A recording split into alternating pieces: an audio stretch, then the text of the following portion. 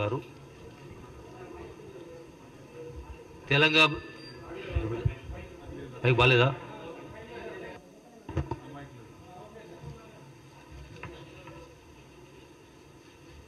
కల్వకుంట్ల చంద్రశేఖరరావు గారు గౌరవ మాజీ ముఖ్యమంత్రులు నిన్న తెలంగాణ భవన్లో సమావేశాలు మాట్లాడుతూ ఈ యొక్క కృష్ణా నదీ జలాలపైన ఉద్యమం చేస్తామని బీరాలు పలకడం జరిగింది.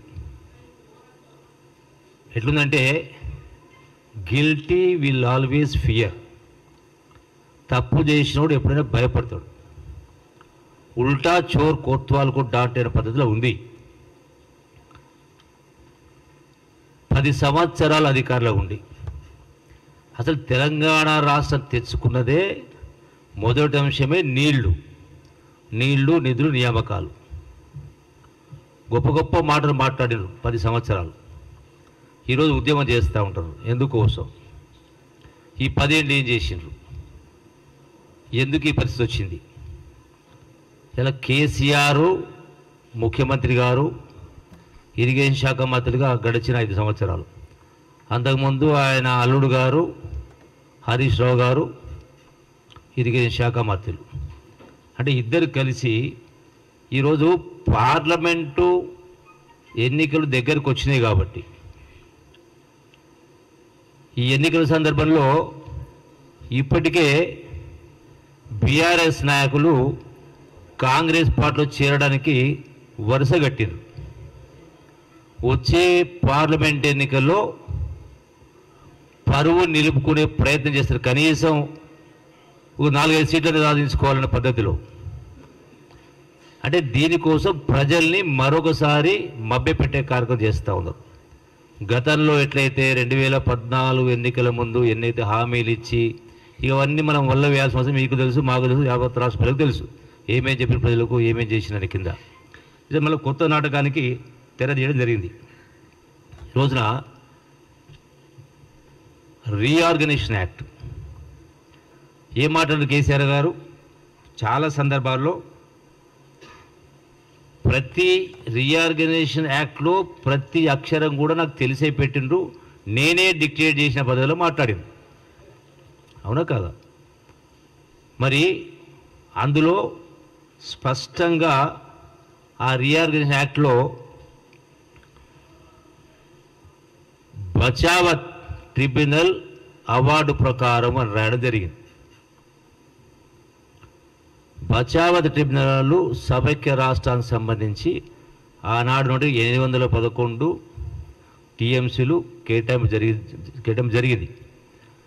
అదే బచావత్ ట్రిబ్యునల్లో నాగార్జున సాగర్కి సంబంధించి శ్రీశైలం సంబంధించి ప్రస్తావించడం జరిగింది, ప్రాజెక్టులు నిర్మాణం జరిగినట్టుగా.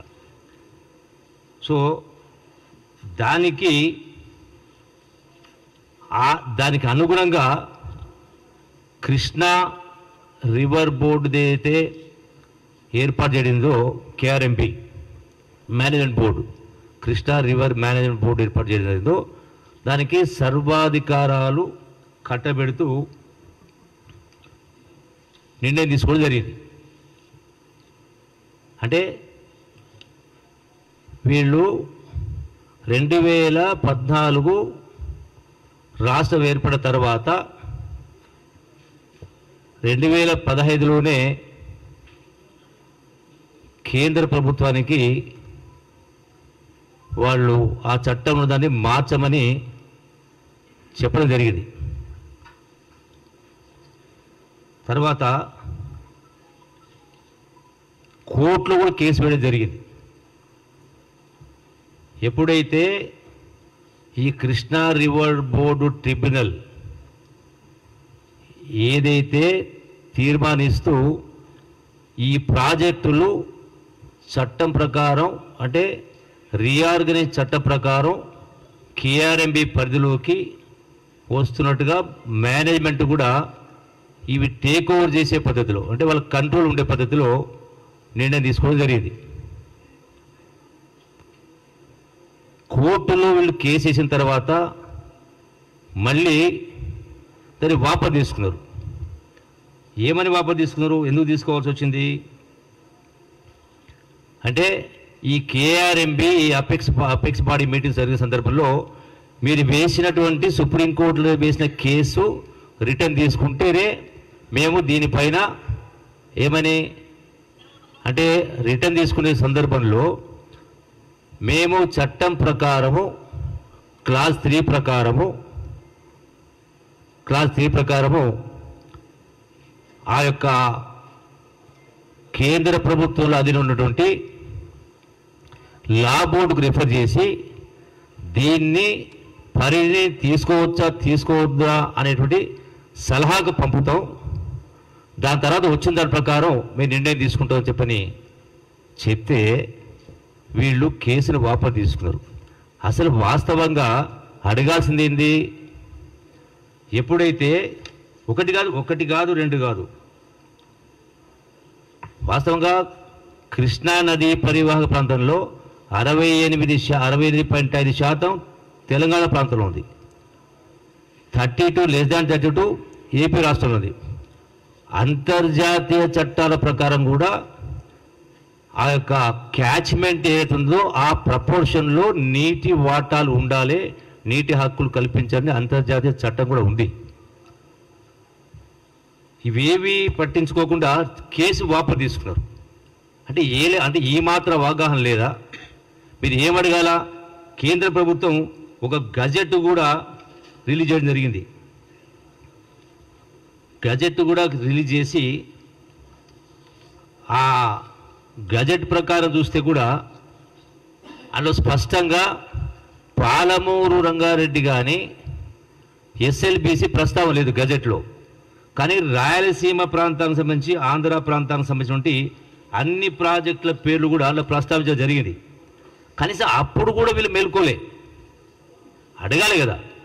మరి ఆన్గోయింగ్ ప్రాజెక్ట్స్ ఏమో గజెట్లో, కేంద్ర ప్రభుత్వ గజెట్లో వాటిని ప్రస్తావించారు. పాలమూరు అంటే పిఆర్ఎల్ పాలమూరు రంగారెడ్డి ప్రాజెక్ట్ కానీ యొక్క ఎస్ఆర్ దీనికి సంబంధించిన శ్రీశైలం లిఫ్ట్ బ్యాంక్ సంబంధించి కానీ వాళ్ళు ప్రస్తావించలే. అప్పుడు కూడా వీళ్ళు కనీసం కేంద్ర ప్రభుత్వానికి విజ్ఞప్తి చేయలే, డిమాండ్ చేయలే మా హక్కులు మనకు రావాలని కింద. వాస్తవంగా ఈ వాటర్ కోసం మన తెలంగాణ రాష్ట్రం కొట్టాడు కాబట్టి 100% దానిపైన మనం వీళ్ళు డిమాండ్ చేయాలి, అడగలే, హక్కుల కోసం కొట్లాడలే. అంటే చేతిలో పెట్టుకొని కేంద్ర ప్రభుత్వం కేంద్రంలో చట్టాలు పాస్ చేసినప్పుడు అంటే అది జిఎస్టీ కావచ్చు, అట్లాగే రైతు చట్టాలు కావచ్చు, ఇవన్నీ కూడా చేసిన సందర్భంలో అట్లాగే ప్రెసిడెంట్ ఆఫ్ ఇండియా ఎలక్షన్ కానీ వైస్ ప్రెసిడెంట్ ఎలక్షన్ కాబట్టి కానీ టోటల్గా సపోర్టెడ్ లేదు, ఈవెన్ స్పీకర్తో సంబంధించి కూడా. మరి అప్పుడు కూడా మాట్లాడలే, అడగలే. మరి 10 సంవత్సరాలు అవుతా ఉంది.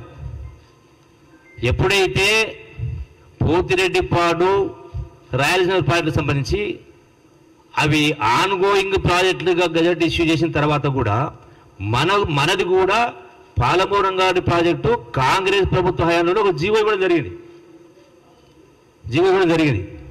మరి 10 సంవత్సరాలైనా ఎందుకు ఈ ప్రాజెక్టును పాలమూరు కృష్ణానది పైన ఉన్నటువంటి మొదటి ప్రాజెక్టు ఇలా పాలమూరు రంగానికి సంబంధించి ఎందుకు మీరు పర్యావరణ తెచ్చుకోలేకపోయినరు?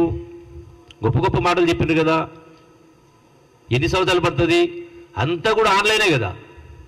కేంద్ర ప్రభుత్వానికి మీరు ఒత్తాస పలికింది మీ చేతిలో ఉంది కదా. 2-1 స్పష్టంగా కనపడతా ఉంది కదా. మరి అయినా ఎందుకు తెచ్చుకోలే పర్మిషన్స్? ఎందుకు రాలే? ఎందుకు పూర్తి చేయలే? కాళేశ్వరానికి సంబంధించి 1,00,000 కోట్ల రూపాయలు ఖర్చు పెట్టి మరి ఆదరాబాదరాగా ముడుపుల కోసం మరి చాలా ఫాస్ట్గా చేసినా చెప్తున్నారు కదా. మరి ఇదే పాలమూరు ఎందుకు జరగలే? ఎందుకు ముందుకు పోలే? అంటే ఇది పాలమూరు సంబంధించి నీటి కేటాయింపులు అనేది లేని ప్రాజెక్టు ఉన్న సందర్భంలో ఉన్నప్పుడు దీన్ని మొదలు పూర్తి చేయాలి కదా. ఎట్లయితే మనకు నీటి కేటాయింపులు నాగార్జున సాగరు ప్రాజెక్టు, శ్రీశైలం ప్రాజెక్టు 1976 కంటే మొదలే ఉన్న కారణంగా ఆల్రెడీ ప్రాజెక్ట్స్ ఎస్టాబ్లిష్ కారణంగా మనకు 811 టీమ్స్ ఇచ్చారు. వాస్తవంగా పరివాహక ప్రాంతం చూస్తే మహారాష్ట్ర, కర్ణాటక, ఆంధ్రప్రదేశ్ చూస్తే కర్ణాటక పరివాహక ప్రాంతం ఎక్కువ ఉంది, అలాట్మెంట్ ఎక్కువ కావాలి. అంటే ఈ ప్రాజెక్టులు కట్టిన కారణంగా దాన్ని పరిగణలో తీసుకుని అలాట్మెంట్ చేశారు. మరి మీరు ఇన్ని సంవత్సరాల ప్రాజెక్టులు నిర్మాణం చేయకపోగా మళ్ళీ రాసిండ్రు కేఆర్ఎంబీలో, రివర్ కేఆర్ఎంబీలో వీళ్ళు 64-36 గడిచిన 6 సంవత్సరాలు సంతకాలు చేశారు. కేసీఆర్, హరీష్ రావు అధికారులు అంటే ఒప్పుకున్నారు. ఎందుకు ఒప్పుకోవాల్సి వచ్చింది? ఒప్పుకోకపోతే ఏమయ్యేది అంటే మీ అంతలకు మీరే వాడికి అవకాశం కల్పించారు. ఎందుకు సంతకాలు పెట్టాల్సి వచ్చింది? ఈ సంతకాలు పెట్టకపోతే నీళ్లు రావా కిందికి? ప్రాజెక్టు మన భూభాగం లేదా? శ్రీశైలంగా నాగార్జున గేటు మన పరిధిలో లేవా? ఎందుకు అగ్రి అయ్యారు? ఎందుకు ఒప్పుకున్నారు? అంటే మీరే ఇండైరెక్ట్గా వాళ్లకు ఒక రైటు కల్పించే కార్యక్రమం చేశారు. మళ్ళీ కృష్ణా జలాలపైన ముసలి కన్నీరు కారుస్తూ ఉన్నారు మాకు రాలేని కింద. ఆ ప్రకారం చూస్తే నాగార్జున సాగర్ ప్రాజెక్టు సంబంధించిన లెఫ్ట్ బ్యాంక్ కెనాల్ కింద మనకు అలొకేషన్ వాటరు యాక్చువల్గా 100 TMS పైన ఉంది. గతంలో 100 TMS అలొకేషన్ ఉంటే 2014-15లో కేవలం 30% వాడుకున్నారు. అంటే 69% నీళ్లు వాడుకోలేదు సార్. నీళ్లు ఉన్నాక తెలంగాణ వచ్చిన తర్వాత 2015-16లో కూడా 64% వాటర్ మీరు ఏపీ వాడుకుంటే మనం 35 వాడుకున్నాం పర్సెంటేజ్. అంటే మనకు వచ్చినటువంటి 100 ఎకరాలకు గాను 100 TMS ఉంటే 35 TMS వాడుకున్నాం. వరుసగా 14-15 అయినా, 15-16 అయినా, 17-18 అయినా, 17-18-19 వరుసగా కేవలం 28-29% మాత్రమే వాడుకోవడం జరిగింది. అంటే ఉన్న నీళ్లు హక్కున్నా కూడా నీళ్లు వాడుకోలేకపోయి మీరు గాలికి వదిలేసారు, పట్టించుకోలే. మళ్ళీ ఈ రోజున ముసలి కన్నీరు గారుస్తూ మాటలు మాట్లాడుతున్నారు. మరి పెద్ద ఉద్యమం చేస్తామని మాట్లాడుతున్నారు. మీరు కనీసం రాష్ట్ర శాసనసభలో ఒక తీర్మానం అని చేసిండ్రా? పాలమూరు రంగారెడ్డి ప్రాజెక్టుకు అట్లాగే SLBCకి పర్మిషన్ మాకు ఇవ్వాలని కేంద్ర ప్రభుత్వం అడిగిందా? మీరు కోరిందా?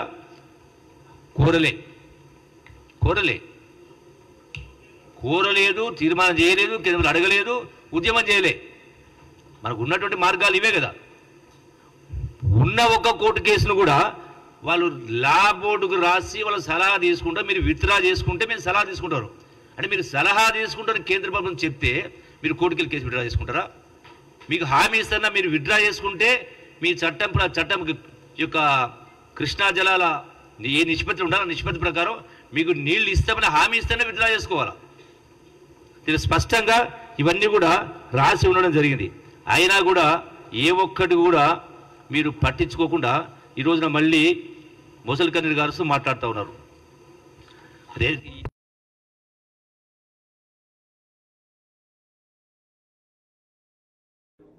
21లో బోర్డు ఏర్పాటు చేసినప్పుడు ఎవరు అధికారులు ఉన్నారు? మన ప్రాజెక్టులో ఇచ్చేందుకు ఎందుకు అంగీకరించినావు? ఎందుకు యాక్సెప్ట్ చేసిండ్రు? ఒక స్టాండ్ తీసుకోవాలా.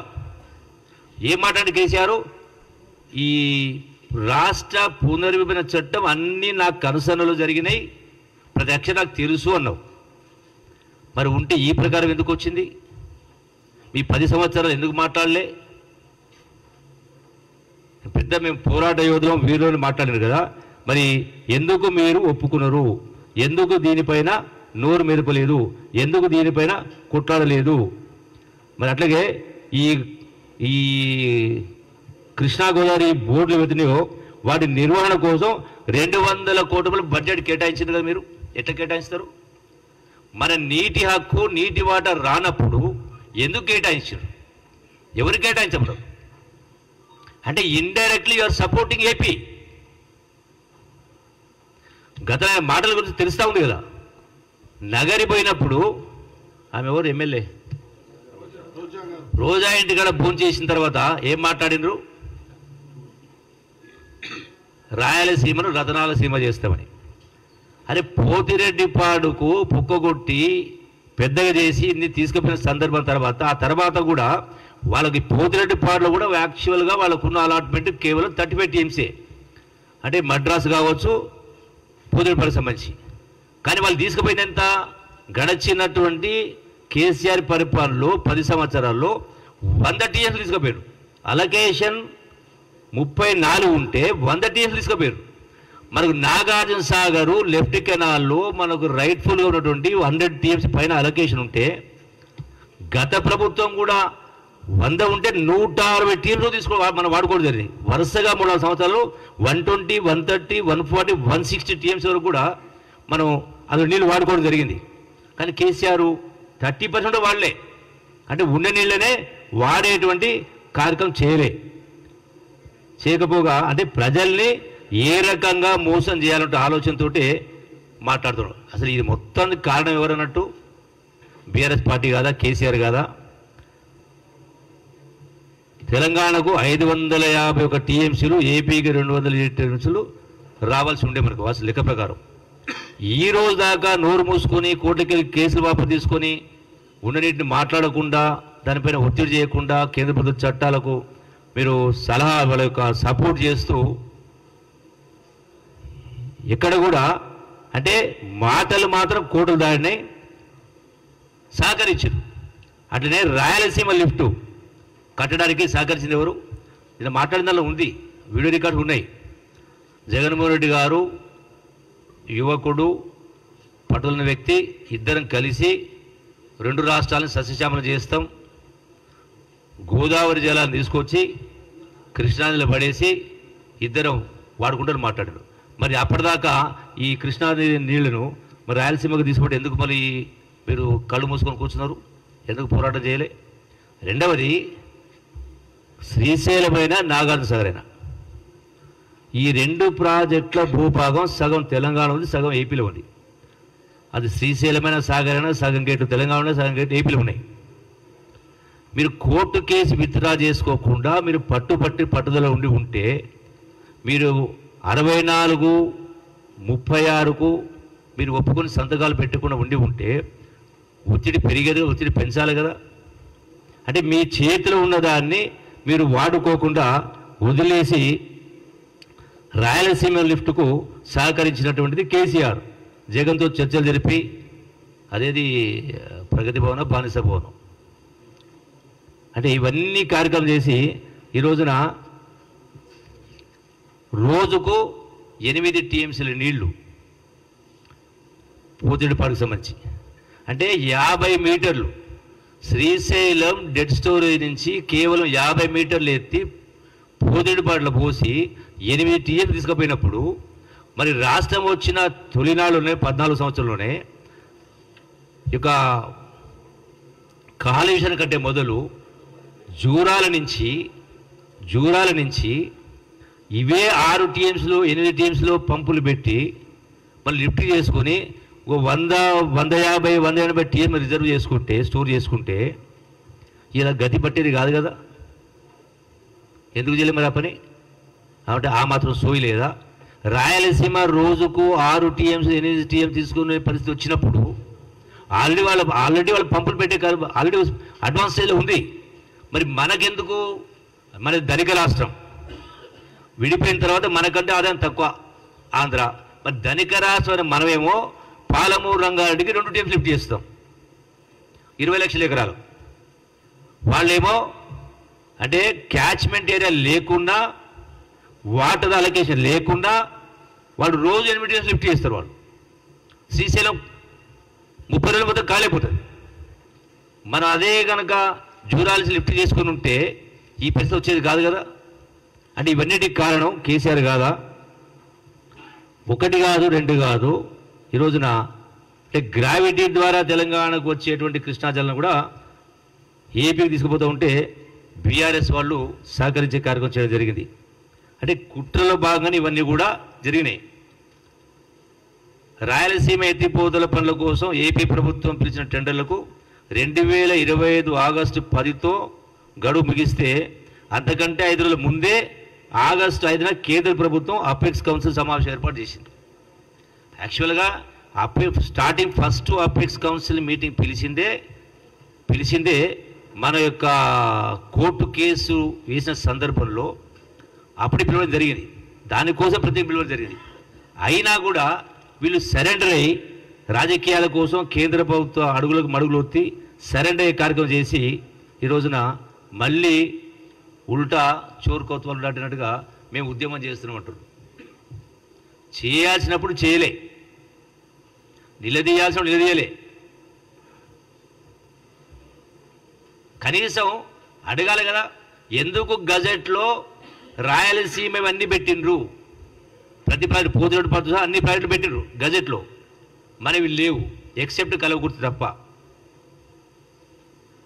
మరి అప్పుడన్నా కేంద్ర ప్రభుత్వం అడగాల, అడిగిందా? అసలు లెటర్ రాసిందా? రాయలే. అసలు తీర్మానం చేసిందా? చేయలే. ఏ ఒక్కటి కూడా చేసే పనులు చేయకుండా ఇలా కాళేశ్వరం కోసం మాత్రం లక్ష కోట్లు ఖర్చు పెట్టి ఇలా తెలంగాణ రాష్ట్ర ప్రజల బాగు కోసం మేలు కోసం చేసాడు మాట్లాడుతూ ఉన్నారు.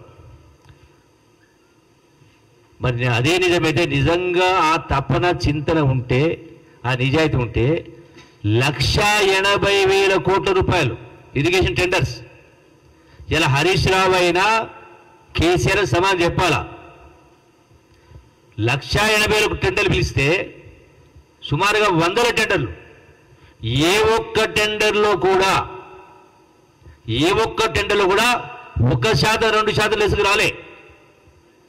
అన్ని 0.1, 0.2, 0.3, 0.5, 0.6. ఎట్లా సాధ్యమైంది ఇది? ఎట్లా సాధ్యమైంది? గతంలో అయినా 30, 40, 50% లెస్సులు పడేది. మరి ఎట్లొచ్చింది ఇది? అంటే కలబడ్డదా వీళ్ళ కాంట్రాక్టర్లకు?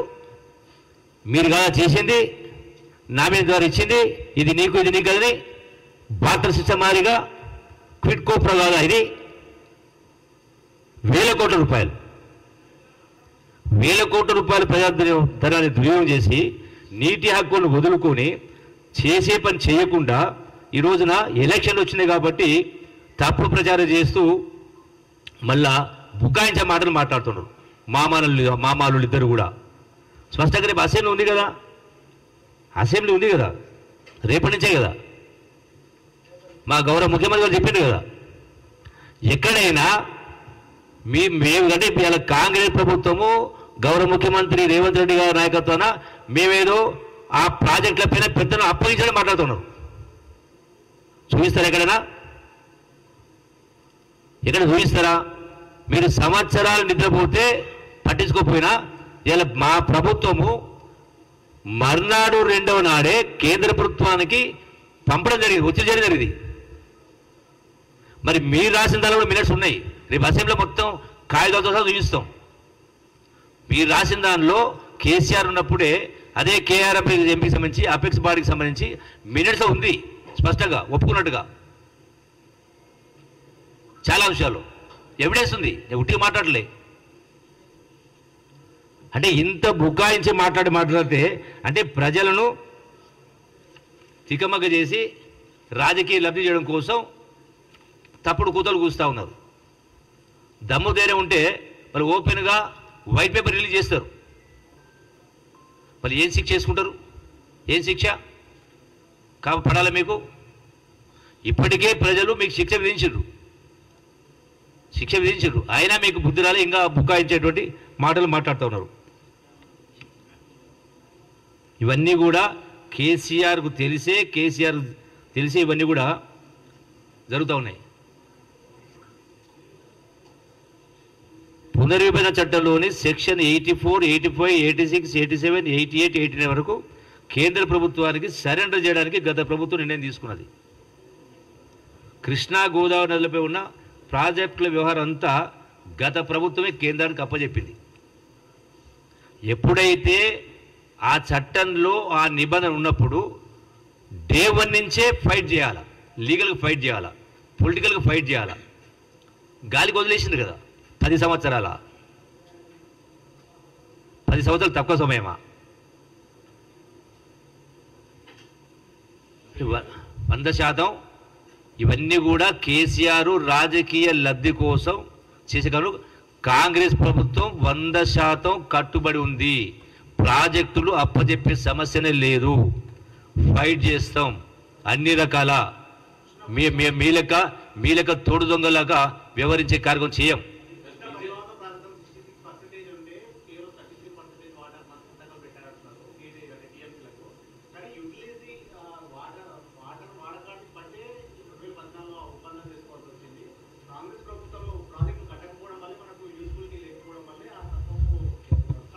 ఏ ఒప్పందంలో కూడా 64-36 లేదు, బచావతులు లేదు, బచావతులు లేదు.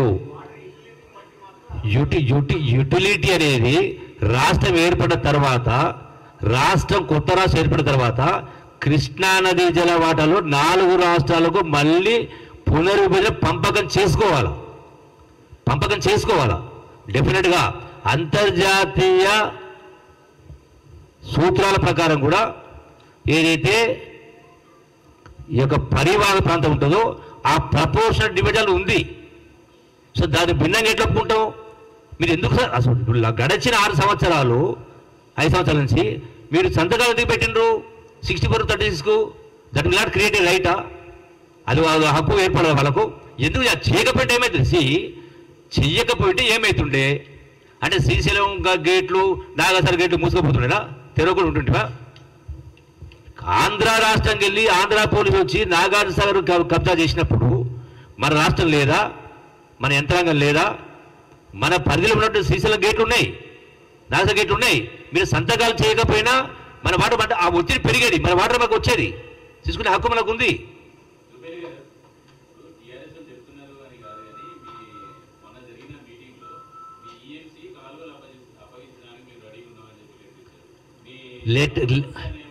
అప్పగించడానికి లెటర్స్ లేవు, పాడు లేవు, స్పష్టంగా మొత్తం కూడా రికార్డు ఉంది. మీకు అందరు కూడా మొత్తం కూడా సెట్లు తయారు చేయిస్తా. ఏదైతే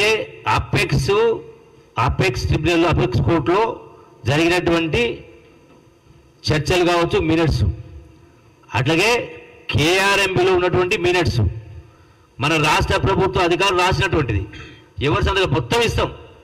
మా ప్రభుత్వం వచ్చిన 2 మాసాల ద్వారా ఏం జరిగింది, గడిచిన 10 సంవత్సరాలు కేసీఆర్ గారు ఈ యొక్క నీటికి సంబంధించి, కృష్ణా నది పాఠాలకు సంబంధించి ఏమేమి రాశారు, ఏమేమి సంతకాలు పెట్టారు, సింపుల్ కనపడతా ఉన్నాయి. కోటి ఇప్పుడు ఒకటే లెక్క అన్న అట్లా లేదంటున్నా, చూపించాలంటున్నా, మాట చెప్పడం కాదు, షో రికార్డ్. నేను స్పష్టం ఒక్క నిమిషం అన్నం ఉడికిందాలో చూడాలంటే ఒక 2 మెతుకులు పట్టుకుంటే చాలు. 2 అంశాలు చెప్పిన. కోర్టు నుంచి ఎందుకు విత్డ్రా చేసుకున్నప్పుడు ఏదైతే అపెక్స్ బాడీ ఉందో మీరు కోర్టు కేసు విత్డ్రా చేసుకుంటే మేము దీన్ని లాకు రిఫర్ చేస్తాము, గవర్నమెంట్ ఆఫ్ ఇండియా లాకు రిఫర్ చేస్తాము. లాకు రిఫర్ చేసిన తర్వాత వాళ్ళ అడ్వైజ్ వచ్చిన తర్వాత అప్పుడు నిర్ణయం తీసుకుంటున్నారు. అంటే దానికి కోర్టు కేసు విత్డ్రా చేసుకుంటారా? ఎవిడెన్స్ ఉంది.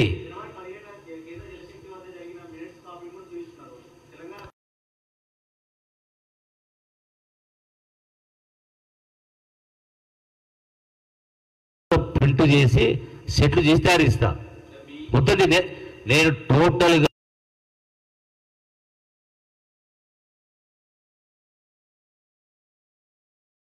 పేపర్స్ ఉన్నాయి, అవన్నీ కూడా మీకు ఇస్తాం. మీకు మొత్తం సెట్టే ఇస్తాం. అసలు మాట్లాడతాం కదా, మాకు కాగితాలు నేను అంటున్నా, అధిక నోటి మాట కాదు బాబు, రికార్డెడ్ ఎవిడెన్స్ ఉన్నాయి కదా. మా ప్రభుత్వం కూడా అప్పచెప్తామని ఎక్కడ కూడా రాసి ఇవ్వలేదు, ఎక్కడ సంతకాలు పెట్టలేదు. గత ప్రభుత్వమే మీరు 64% వాడుకోండి, మేము 35% వాడుకుంటాం, ఇది తేలేంత వరకు రాసి సంతకాలు పెట్టించారు. సంతకాలతో సహా ఉన్నాయి. దాని గజెట్ రిలీజ్ చేసింది government of India. Gazette release చేసింది అప్పుడు 2000 అప్పటికెళ్ళి ఇప్పటికెళ్ళి మాట్లాడాలి కదా. సో దాన్ని ఛాలెంజ్ చేయాలి కదా, అడగాలి కదా, ఏది అడగలే కదా. అంటే స్పష్ట కేవలం ఇది చేసినంత చేయాల్సింది చేయకుండా నిద్రపోయి ప్రజాధనాన్ని లూటి చేసి నీళ్లు వాళ్ళు దొరికిపోతూ ఉంటే నిద్రపోయి ఉన్న హక్కునే వాడుకోకుండా, ఉన్న నీటిని వాడుకోకుండా, ఎలక్షన్ వచ్చినాయి కాబట్టి మళ్ళీ ఎట్టైనా చేసి మళ్ళీ 4 ఓట్లు సంపాదించుకోవాలి, 4 సీట్లు సంపాదించుకోవాలని ఒక దుష్టబుద్ధితోటి మాజీ ముఖ్యమంత్రి గారు నాటకాలు ఆడలు దిట్ట. చూడలేదా? డబుల్ బెడ్రూము, దళితుల 3 ఎకరాలు, ఇట్లా రకరకాలు ఎన్ని చెప్పిండు. ఇది కూడా అందులో భాగమే. ఎన్నికలప్పుడు ఎన్నికలు రాగానే ఏదో ఒకటి ముసలి కన్ను కావడం, ఏదో నాటకాలు తెరలేపడం, మళ్ళీ ఎన్నికల తర్వాత తుంగలు దొక్కడం. ఆయన పరిపాటి అదే జరుగుతూ ఉంది.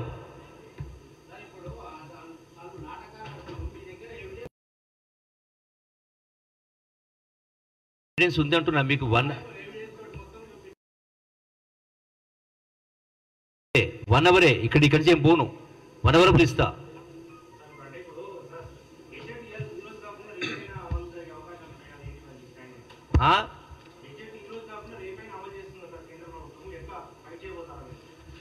ఇప్పుడు గత ప్రభుత్వమే ఏ స్థాయిలో పోరాటం చేయాలి, ప్రభుత్వం పార్లమెంటులో పాస్ చేసిన అన్ని బిల్లులకు వత్తాసు పలికి అవకాశం ఉన్నా అడగాలి కదా. నీవి చేస్తే మాకు పాలమూరు ప్రాజెక్టు కానీ కృష్ణావాడు నాకు హక్కులు కేటాయిస్తే మేము చేస్తాను చెప్పాలా? ఎందుకు చేసినాం మరి? ఏ లాభాంశతోటి, దేనికోసం? ఇది సింపుల్ కదా. ఎందుకు చేసిన మరి? కనీసం అడగలేదంటున్నా. అసెంబ్లీలో ఈ పాలమూరు లిఫ్ట్ అయినా ఇతర పార్టీకి సంబంధించి కనీసం అసెంబ్లీలో ఒక తీర్మానం చేయాలన్నా?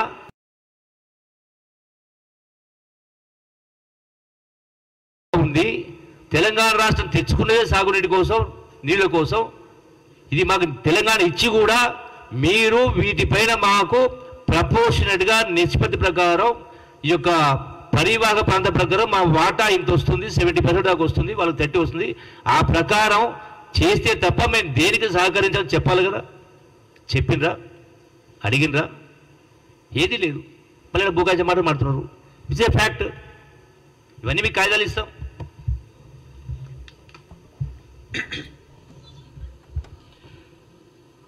గౌరవ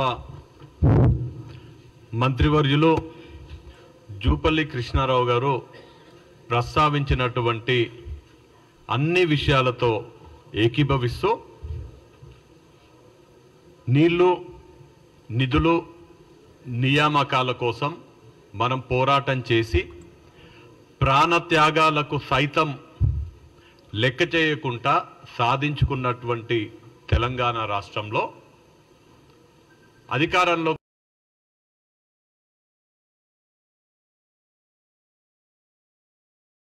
నిధుల పేరుతో నియామక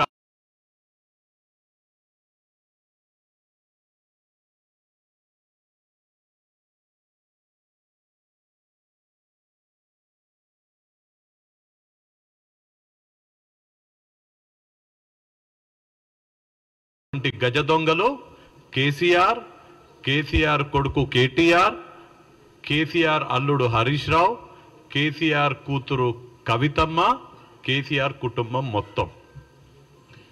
నిధులు, నియామకాల గురించి మళ్ళీ ప్రస్తావించుకుందాము. ఇవాళ నీళ్ల విషయానికి వస్తే, ఇవాళ ప్రస్తుతం ఉన్నటువంటి రాజకీయ పరిస్థితులలో, రాష్ట్ర పరిస్థితులలో ముఖ్యమంత్రి రేవంత్ రెడ్డి గారి నేతృత్వంలో నడుస్తున్నటువంటి కాంగ్రెస్ ప్రభుత్వం సుపరిపాలన, ప్రజాపాలన అందిస్తూ ప్రజల మన్నలను పొందుతున్నటువంటి సందర్భంగా ఏదో ఒక నింద మోపాలనే ఉద్దేశంతో ఒకటి, రెండవది కేసీఆర్ తన అవినీతిని, తన అసమర్థతని కప్పిపుచ్చుకోనీకే ఇందాక జూపల్లి కృష్ణారావు గారు చెప్పినట్టుగా చోర్ ఉల్టా కోత్వాల్ కో డాంటా అన్నట్టుగా వ్యవహరించడం జరుగుతుంది. నేను 2 విషయాలు చెప్పిన. అవినీతిని, అసమర్థతని కప్పిపుచ్చుకోనికే మాపై నిరాధారమైనటువంటి నిందలు మోపుతున్నాడు. అవినీతి, కాళేశ్వరం ప్రాజెక్టులో లక్షల కోట్ల అవినీతి చేసినటువంటి కేసీఆర్, ఇది నా మాటగా ఒక కాంగ్రెస్ పార్టీ వ్యక్తిగా కాదు, రీసెంట్గా జరిగినటువంటి మేడిగడ్డ పిల్లర్ల విషయంలో విజిలెన్స్ అండ్ ఎన్ఫోర్స్మెంట్ డైరెక్టరేట్ చాలా స్పష్టంగా కాళేశ్వరం ప్రాజెక్టులో అవినీతి జరిగింది, నాణ్యత లోపించింది అనేది చాలా స్పష్టంగా చెప్పడం జరిగింది. ఆ బండారం ఇవాళ వాళ్ళు కాళేశ్వరం ప్రాజెక్టులో లక్షల కోట్ల కుంభకోణాన్ని ఈ ప్రభుత్వం బయట పెడుతుందనే భయంతో, దురుద్దేశంతో ఇవాళ మా ప్రభుత్వం పైన నిందలు మోపడం జరుగుతుంది. రెండవది అసమర్థత. 3 అంశాలలో కేసీఆర్ అసమర్థత చాలా స్పష్టంగా ఉన్నది. ఒకటి, మన వాటా అయినటువంటి నదీ జలాల పంపిణీలో రాష్ట్రం ఏర్పాటైనప్పుడు మనకు హక్కుగా అంతర్జాతీయ నదీ జలాల చట్టం ప్రకారం మన క్యాచ్మెంట్ ఏరియా అయినటువంటి 68.5% ఉంటే దానికి తగ్గట్టుగా అంతర్జాతీయ నదీ జలాల పంపిణీ చట్టాల ప్రకారం మనకు కావలసినటువంటి కేటాయింపులు సాధించడంలో కేసీఆర్ విఫలమవ్వడం జరిగింది. కేసీఆర్ విఫలమవ్వడం వల్లనే మనకు కేవలం 811 టీఎంసీలలో 299 టీఎంసీలు కేటాయించడం జరిగింది. ఆనాడు గనక ప్రభుత్వం చిత్తశుద్ధితోటి తెలంగాణ రైతాంగం పైన చిత్తశుద్ధితోటి కొట్లాడుంటే మనకు మినిమం 550 టీఎంసీలు మన తెలంగాణ రాష్ట్రానికి దక్కేవి. అది మొదటి కేసీఆర్ అసమర్థతకు నిదర్శనం. మనకు రావాల్సినటువంటి వాటాను మనం సాధించుకోలేకపోయినాం. రెండవది, మనకు వచ్చినటువంటి వాటాని కూడా నీళ్ళని ఇందాక జూపల్లి గారు కూడా చెప్పడం జరిగింది ఈ విషయం.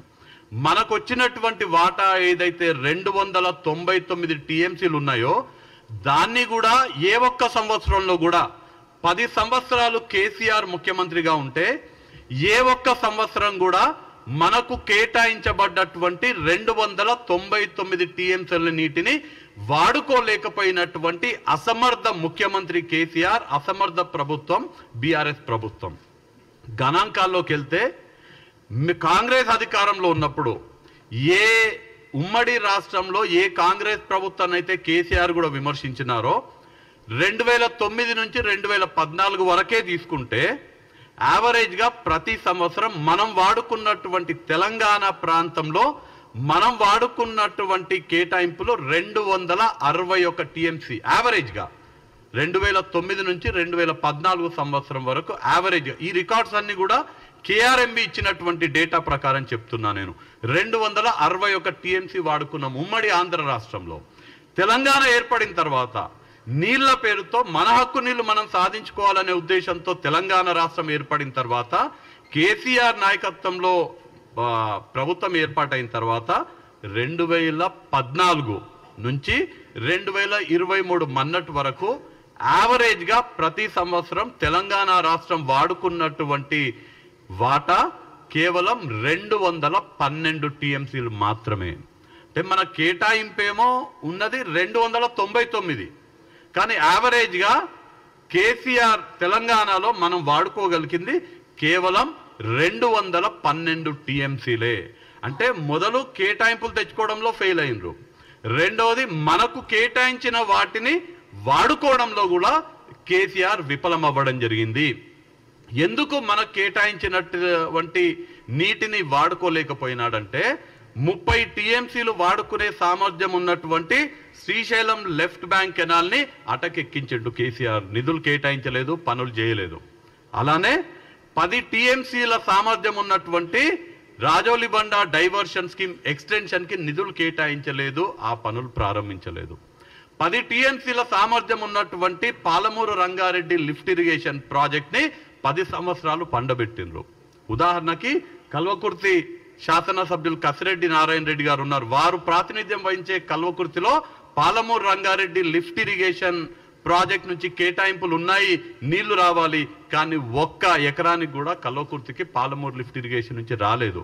వీర్లపల్లి శంకర్ గారు షాద్నగర్ శాసనసభ్యులు ఉన్నారు.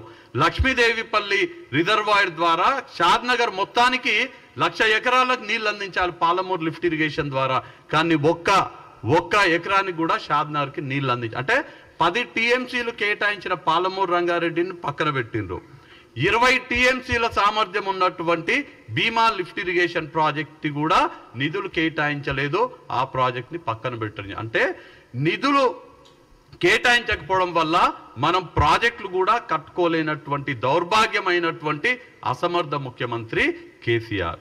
మూడవ ఒకటేమో అలొకేషన్ చేయించుకోలేకపోయినరు, 2 మనం ప్రాజెక్టులు కట్టలేకపోయినాం, మూడవది ఆంధ్రప్రదేశ్ ప్రాంతం వాళ్ళు మనకు నష్టం జరిగేటట్టుగా మన నీళ్లు మనకు హక్కుగా ఉండేటువంటి, అంటే మన కృష్ణా బేసిన్కి రావాల్సినటువంటి నీళ్ళని వాళ్ళు కృష్ణా బేసిన్ కాక వేరే బేసిన్కి తీసుకెళ్లడానికి నిర్మించుకున్నటువంటి పోతిరెడ్డిపాడు ఎక్స్టెన్షన్ అంటే రాయలసీమ లిఫ్ట్ ఇరిగేషన్ స్కీమ్ కానీ సంగమేశ్వర కానీ వాటిని అడ్డుకోవడంలో కూడా కేసీఆర్ విఫలమవడం జరిగింది. మీకు అందరు కూడా తెలుసు, ఆనాడు Sangameshwara Rayalaseema lift irrigation project టెండర్లు వేసినప్పుడు నేను కూడా కొట్లాడడం జరిగింది.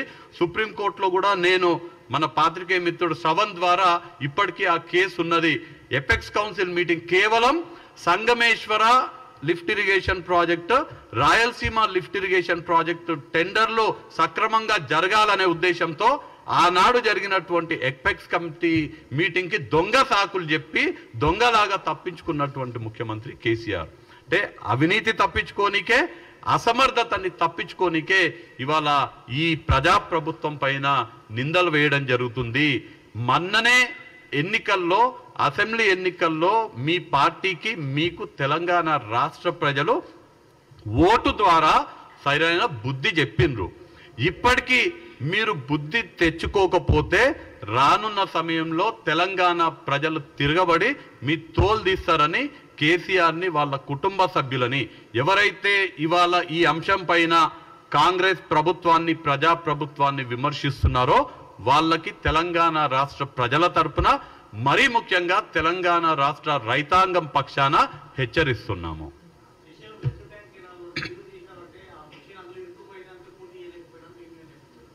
దానికి సంబంధించి చాలా స్పష్టంగా అసెంబ్లీలో కూడా ప్రభుత్వం చాలా స్పష్టమైన హామీ ఇవ్వడం జరిగింది. ఈ ప్రాజెక్టు పూర్తి చేసి మేము సంపూర్ణంగా ఆయకట్టుకి నీళ్లు అందిస్తామని కేసీఆరే అసెంబ్లీ సాక్షిగా చెప్పినప్పుడు నేనున్నా ఏదేదైతే ప్రతి నియోజకవర్గంలో 1,00,000 ఎకరాలకి తగ్గకుండా సాగునీరు అందిస్తామని కేసీఆర్ నోటి ద్వారా చెప్పడమే కాకుండా, వాళ్ళ మేనిఫెస్టోలో చెప్పడమే కాకుండా, అసెంబ్లీ సాక్షిగా కూడా ఏ ప్రాజెక్ట్ ద్వారా ఎన్ని ఎకరాలకు నీళ్ళు ఇస్తారని చాలా స్పష్టంగా కేసీఆర్ చెప్పడం జరిగింది. ఇప్పుడు వాళ్ళు చెప్పినట్టుగా ఏ నియోజకవర్గంలో కూడా 1,00,000 ఎకరాలకు నీళ్లు అందించలేదు. ఒకవేళ నిజంగానే వాళ్ళు అన్నట్టుగా మాటలకే చెప్తున్నారు. ఇవాళ కేసీఆర్ ఏం చెప్తాడు, ఆడ 2 మోటార్లు ఓపెన్ చేసి నేను పాలమూరు రంగారెడ్డి ప్రాజెక్ట్ ని ప్రారంభించిన, పాలమూరు రంగారెడ్డి ప్రాజెక్టు 10,00,000 ఎకరాలకు నీళ్లు అందిస్తుంది, ప్రారంభించిన కదా 10,00,000 ఎకరాలకు నీళ్లు అందించే పాలమూరు రంగారెడ్డి ప్రాజెక్ట్ అయిపోయినట్టు అని చెప్తున్నాడు. ఇది మనల్ని, మిమ్మల్ని, మనందరినీ మోసం చేస్తున్నటువంటి కేసీఆర్. ఒకవేళ నిజంగానే వాళ్ళు అన్నట్టుగా ప్రాజెక్టులు కడితే 299 టీఎంసీల కేటాయింపు ఉంటే ప్రతి సంవత్సరము యావరేజ్ గా 212 టీఎంసీలు ఎందుకు వాడుతున్నారు? అసలు మనకు కేటాయించినటువంటి నీళ్ళనే వాడలేకపోతున్నారు. ఏ ప్రాజెక్టులు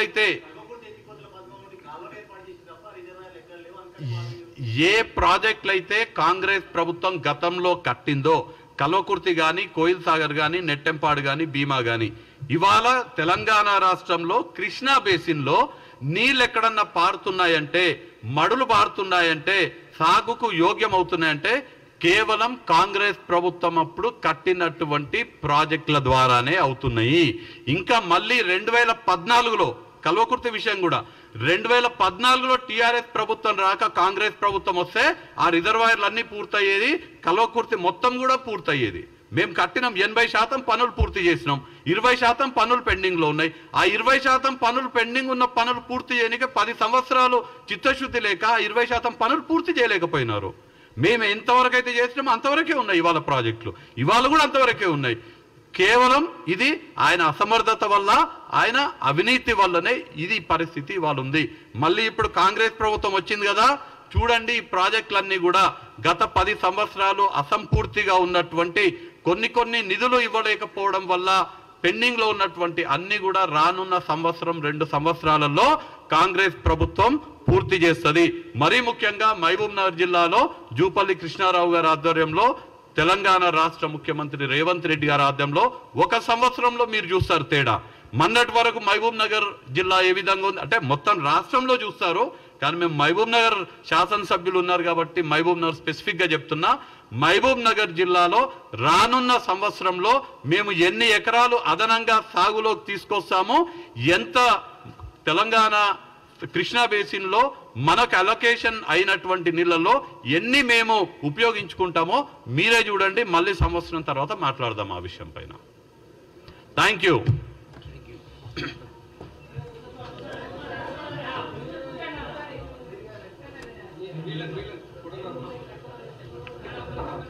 అన్నా థ్యాంక్ యూ.